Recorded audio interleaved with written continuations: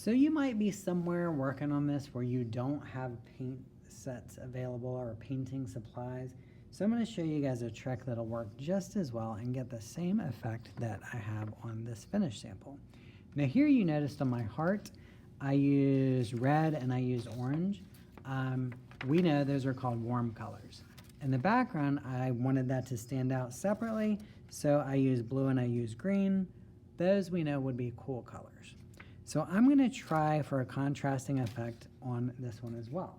So maybe I kind of do the opposite. Maybe I say, all right, well, I'm going to use cooler colors on the heart and then warmer colors in the background. So what I'm going to do is I'm going to add color on one side of each shape. And I'm going to treat each section we learned back in kindergarten and first grade, because there's a line here. This shape is separate from this one. So now I'm going to switch and I'm going to use the purple.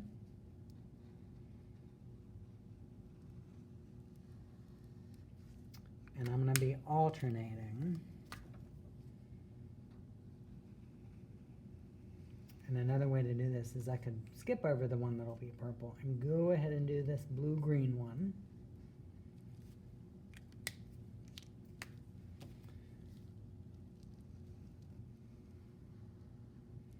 All right, now, if you're somewhere where you don't have a paint set, you may not have paint brushes either. So what I'm going to do is I'm actually going to use a Q-tip. I'm not going to stick this in my ear right now. What I'm going to do is I'm going to use this as my painting tool. Because I used Crayola markers for this step, these do not say permanent on them. These are a washable type ink. So since it's washable, that means water will dissolve it.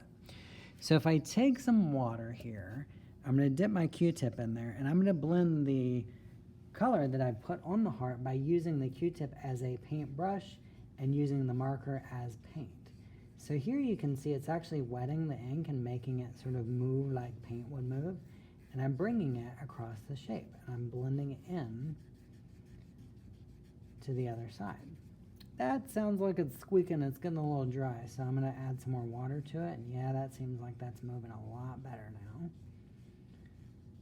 So I thought I didn't have paint, but actually I do. So what I'm going to do is when I switch to the purples, I'm actually going to use the other end of the Q-tip. So you can see how that purple all of a sudden it's starting to move and act like paint. So I gotta be careful. I got a little bit on that green part, that bluish green color, so I don't want that to mix into the purple. So here I can switch back to the other side. I can do this one. So you can use as many colors inside here as you want, but that would mean you need to have a certain amount of Q-tips, right? I'm using 2 colors inside the heart, so 1 Q-tip is enough for both colors. So I'm going to finish the heart, and then we'll talk about the background.